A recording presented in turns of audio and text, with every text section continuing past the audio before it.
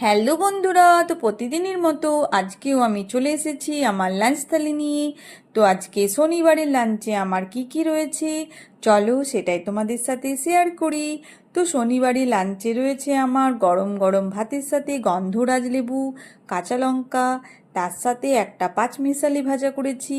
তো এর মধ্যে কি কি সবজি রয়েছে, কাঁকরোল রয়েছে, বরবটি, আলু, পেঁয়াজ, কাঁচা লঙ্কা, তার সাথে রয়েছে মুসুরির ডাল। ভাজার সাথে একটু ডাল হলে ভালো লাগে, সেই জন্য অল্প করেই ডাল করেছি। আর করেছি ডিমের কষা। তো ডিমের কষা খেতে আমার খুব ভালো লাগে, কিন্তু হাজবেন্ড একদমই ডিম খায় না, আর মেয়েও খুব একটা পছন্দ করে না বলে ডিমটা আমার কমই হয়। তো আজকে আমি ডিমও করেছি, মাছও করেছি। আজকে ভেবেছিলাম একটু ডিমের কষা খাবো, সেই জন্য আমি ডিম করলাম আমার জন্য, আর হাজবেন্ড আর মেয়ের জন্য মাছও করেছি। তো মাছে ঝাল দেওয়া করেছি, তো খুবই হালকা করেই ঝাল দেওয়াটা করেছি, একদম হালকা করেই সর্ষে দিয়ে মাছের ঝাল দেওয়া করেছি। তো কেমন লাগলো আমার শনিবারের লাঞ্চ থালি?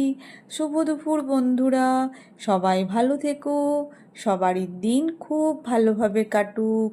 কাল আবার দেখা হবে। Good bye.